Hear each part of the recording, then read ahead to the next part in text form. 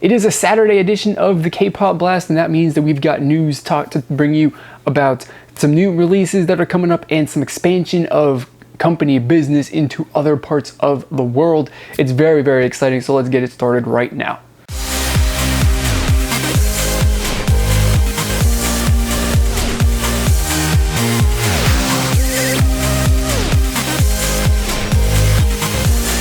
What is going on, everybody? My name is Nick from MWK Pop, and I want to welcome you back for another episode of the K-Pop Blast. It is Saturday, so of course we're just bringing you the normal news. There's no specific day that we're themed to today or any other day, but today's story is coming at you from the news desk. We've got some details about a possible Lee comeback that is pretty solid. SM, and they've started up a brand new concert series. We've got FNC Entertainment expanding to China, and then we've also got T-Ara possibly having signed with a Chinese entertainment company, which is very interesting. And then we've got some XO members are in talks of joining We Got Married. So let's discuss all of these news stories. We got some very, very fun things to talk about, so let's get into the first story right now. It's been a little while since Lee's last solo comeback, and I believe that was what, 1, 2, 3, 4, or that's the name of the song, just so you guys know. I wasn't just counting the 4, but that was the name of the song, which was fantastic. That was the song that got me introduced into, her, and I love her.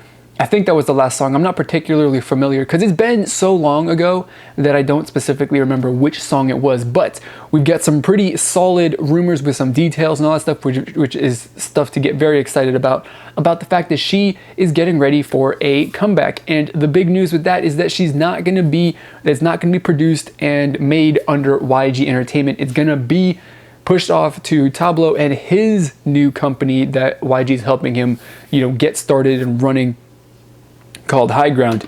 And the interesting thing with that, though, is of course with Tablo being an artist himself, literally an artist. He's not a K-pop performer. He is an artist. He writes music and does stuff like that. He's going to be involved in the production of the album and the song as well, which is awesome. He makes some really, really good music. It's very, very enjoyable, and I'm interested to see his influence on Lee's music. Now, the interesting though is because High Ground is supposed to be more of like, similar to, JYP and his, sub-label that's been spun off from that company as well.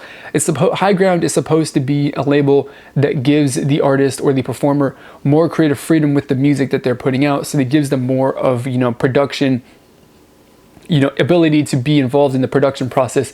So I'm interested to see if Lee actually does get involved in this, or if the entire thing is produced by Tablo or some other outside, person who they buy a song from or something like that and give it to her to perform, or if she actually has a role in writing it. It's going to be really, really interesting. And I mean, that's the thing. Like if she's involved in it, that's fantastic. I absolutely love that. Even if she's not, I'm pretty positive that Tablo is going to be giving her some absolutely fantastic songs. Now, just in case you were wondering, I'm pretty sure you weren't actually worried about this, but if you were, just to clarify though, that she is still housed with YG. Her contract is still with YG. She doesn't not have a contract with High Ground at this time, and I guess that's a good thing. Who knows exactly? But the reason that has been stated for the reason why her release has been pushed to High Ground is because, of course, the CEO of YG Entertainment, YG himself, he's busy working with, I believe, Winner. I'm sorry, Big Bang, Psy, and iKON, getting ready for their releases that are going to be coming up probably before the end of the year. Big Bang is going to finish up their Made promotions this month. iKON set to make their debut in the first, I think September 13th is the last date that I've seen, but who knows, YG does YG things, and it could happen at any point between now and the end of time. And Psy, we've had rumors and stuff like that he's going to be making a comeback for, maybe the last year and a half, and it hasn't happened. But, YG, again, doing YG things and delaying.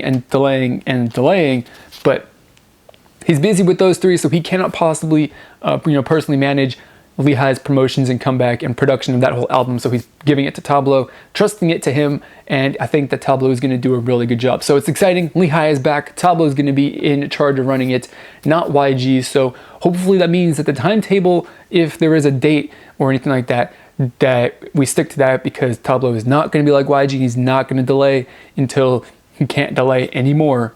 And we'll get to see a release from Lehigh before the end of the year. That would be really, really awesome. As you guys know, if you follow K-pop or SM entertainment news in general, you know that they've got their own theater. I guess you can say it's the SMTown Theatre in Seoul. And the latest concert series that they have decided that they're going to be putting on in this venue is going to be titled The Agent. And I guess they're calling it a solo relay concert, which I don't specifically know what a relay concert is, what exactly that means, because you think about it, like if you take it in the context of like it's a relay race, I would assume that what this means is that like it's gonna be something where like that have someone performs a song or something like that, and then they hand it off to somebody else to continue the song or the concert, which is an interesting concept, although it's possible that the English translation of what their description of this is supposed to be is a bit weird, because, you know, language and stuff like that, stuff doesn't directly translate. But SM Entertainment putting on a brand new, I guess it's a concert series. It's going to be featuring solo concerts from SM artists, as you know, naturally. So that's really exciting. And I'm not entirely sure if it's going to be, you know, specifically SM artists or performers who have had a solo release already in their career, or just have not, or just they're going to pull somebody out of one of these groups to have a solo concert. Who knows exactly? And it's going to be very interesting to see how this goes. The first concert that they've got lined up is from Jonghyun of Shinee, and that's supposed to start October 2nd. The first, I guess, concert, the relay concert, I guess you can say, is from October 2nd to the 4th. And you got a second, I guess, showing, or second series of shows from October 8th to the 11th. So if you're in the area, you definitely can go. Or if you're planning to be there in October, then you definitely could go. You should think about that. Think about it. It'll be fun, I think. Who knows? You'll be experiencing something brand new that you've never seen before. So, you know, and along the lines of like where exactly these artists are going to be coming from, if they're going to be solo performers or not, if they're going to be, you know, whether they've got, you know, previous solo works that they've done before. Of course, Jonghyun just made a solo debut at the beginning of the year, so that kind of leads me to believe that they're going to be favoring their solo performers over the, you know, individual members of groups that haven't had a solo release. But it's going to be interesting to see how that goes one way or another. But it's exciting. Solo concerts are fun. Concerts in general are really, really awesome. And SM Entertainment, they're making use of their stage space, their arena that they've got, and putting on another show for you guys. Where I believe the last one that they did was their virtual concert, I think that was, which is an interesting idea. But this one's also an interesting idea as well. I don't know exactly what a relay concert is, but I'm very, very interested to find out. With China being one of the biggest consumers of K-pop music in the entire world, it only makes sense for companies to look to China as a market to sell their product to and then draw talent out of. And that is exactly what FNC Entertainment is doing, because we got 3 bits of news related to FNC Entertainment right now, and they're all more or less geared towards China. Number one, they've established a training center. Apparently it's in China. I'm assuming that's what it is. The details were not very clear, because the article that was summarized in a tweet was Korean, and that would help me if I knew Korean, because then I could have more details on this. But they've established a training center, which, considering that, you know, of course, like I said, China, huge population of people, very, very big market for consuming K-pop stuff, that it makes sense that FNC would want to put down a training center there so that they can pick out new talent for their company coming straight out of China, because that's a thing. You know, there's a lot of Chinese, or there's quite a few Chinese performers that are in K-pop groups, or that make up, you know, I guess dual nationality groups and stuff like that, which is interesting. So it's interesting how that works and why. But, you know, with China, Japan, and Korea being basically the 3 countries that work together the most to put together some, you know, multinational K-pop groups, it's really, really interesting to see that. So FNC Entertainment looking to find some brand new talent based out of China, which is really, really awesome. Number 2, they've launched a reality TV show in China as well, which, again, because I can't read Korean, I don't know what the news story specifically said, but I'm going off of the picture that was included in the article, that the title of this is called King of Pop, and I don't know what it's about. I'm probably not going to watch it just because I don't have the time, but it's definitely interesting to see what exactly that is, because again, you know, in Korea, these reality shows and other sorts of shows like that are used as a way to promote the company and the members and the people, the performers that they're putting out, the music. And I don't know specifically how that works in China. I'm assuming that FNC is going to try and do that same thing there as well, to promote their artists, their music, their brand, all that sort of stuff, to increase their market share that they have out in China, which is really, really awesome. The third thing, which is probably the most exciting thing, is that they have plans to debut 7 members by the time 2015 is over, which means that, like, the only logical way that I can think of that they're going to put out 7, you know, they're going to release, unveil 7 brand new people that we have never seen before into the K-pop world, is that they're about ready to launch a brand new group, which is very, very exciting. And I'm going to assume that it's going to be a 7-member group, because that's the only thing that makes sense. It doesn't make any sense to me that they would debut 2 smaller groups, or that they would debut 7 solo artists. It just doesn't make much sense to me that they would do that. But it's really exciting. Rumors, of course, about this. We don't know specifically if that's going to be true, but if FNC Entertainment is looking to debut another group, I'm really, really excited about it. FNC is one of the only, or, you know, the few at the very least, there could be a couple that they're the idols and the performers that they have got signed to them have a focus on, like, actual musical talent, as far as, you know, not just singing and dancing, but also playing instruments and, you know, kind of semi being involved in production, depending on who exactly they are. And that's really, really exciting. I like that a lot about FNC, and that is what gets me, you know, that's why I like that company a lot and what they do. AOA really, right at this point in time, doesn't really follow their, you know, what FNC generally does as far as, you know, their groups. But, you know, that's what you got to do to make some money and get popular, is you got to go with what will sell. And FNC they're looking for the markets where they can sell, and they're looking to promote in them. So that's why they're going to China. Since we're speaking about China, let's talk about T-Ara. As you know, T-Ara has one of the biggest fan bases in China, and it only makes sense that somebody would look to take advantage of that and, you know, sell to the Chinese masses that are in love with China, that have helped them win the Billboard top something or other poll, which a lot of people cared about, but it turned into a big thing between whoever they are and Tiara and Directioners, One Direct, whatever the hell the fandom of One Direction is, but there was a thing. Anyway, but T-Ara is the first K-pop group to be signed under a newly launched or a newly relaunched Chinese entertainment company called Banana Plan, which is owned by Wang Sicong, which I'm pretty sure I said that name wrong, but hey, Chinese, I don't know if it was a Korean name, I'd be cool with that. If it's Chinese, don't know. But this guy is the son of one of the wealthiest businessmen in China, and he's, I guess, decided he's going to relaunch this entertainment company, and he signed T-Ara to a contract to his company, which is very, very exciting. The only thing that's concerning about this, though, is the second half of the article has said that T-Ara's contract with MBK Entertainment, which is their company that they're signed to in Korea, was bought out by Banana Plan for $8 million US. So that would seem to mean that T-Ara is no longer signed with MBK Entertainment, which I don't think that that's true. And what gives me even more suspicious feelings about this is the news bit it also included in the last half of the article that was saying that he had bought out their contract, is that the owner, the CEO of the company himself, had won over the favor of the girls by gifting every single one of them a brand new Ferrari. And that doesn't seem right. That really just doesn't seem right. But who knows exactly? You know, rich Chinese people, rich people in general, do crazy things with their money, and they spend it in ways that don't make any sense to, you know, the average, you know, poor peasant like I am.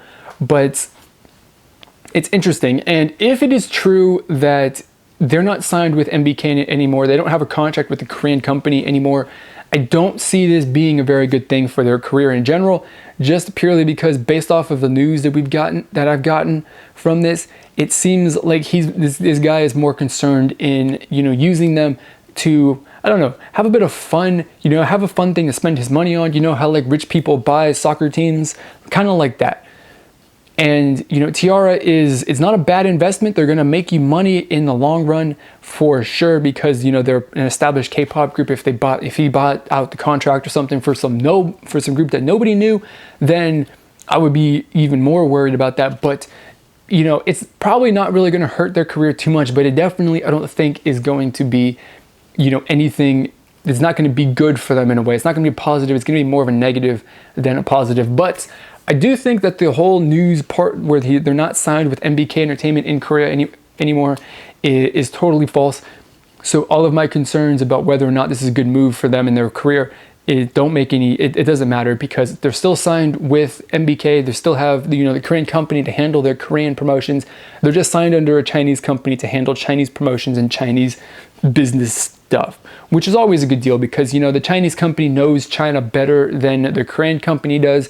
And, you know, it's always good to work with experts when you don't know what exactly you're doing, or you don't know what you're doing the best that you know the native company does. So overall, depending on which way that you want to look at this and which way you want to believe this is a good thing for T-Ara. It's also not really a bad thing, but it could also not be a very good thing for them. Also, it just depends on the way that you want to look at it. The final story is going to be about a little bit of fun, because if you watch reality shows and stuff like that, then you probably know what the show called We Got Married is. And I mean, I don't watch it, but I already know it because it's a pretty big thing as far as, you know, K-pop people who are popular in Korean pop culture, actors, actresses, K-pop idols and stuff like that. They always go on the show, then they get paired up and they date, or they have a relationship as if they're married or something like that. I don't particularly know, but they definitely do, you know, act out the roles as if they were in a relationship. Now, the latest rumors, or not really rumors, but maybe rumors, I'm not entirely sure if they're like, if this is false or not. I haven't seen any news. But you've got Sehun and Chanyeol of EXO who are in talks with, you know, working out a deal or something like that to get on that show, to, of course, be paired with somebody and start a relationship and stuff like that, which is interesting. And, you know, EXO-L's fans of EXO will be very, very excited to see that. The only thing is that reading comments and reaction to this news is that a lot of people are not necessarily worried, but they're like, whoa, sorry, I feel bad for the person that they get paired with, because if she does anything slightly wrong, would that create that, you know, that the crazy K-pop fans think is a little wrong, she's gonna get wrecked. They are gonna trash her and tear her down. She's gonna get destroyed. So, you know, on one hand, it's a good thing for them to be on the show, because one, it's fun, so why wouldn't they? Two, it's a bit of promotion for the members and the group itself and SM in general.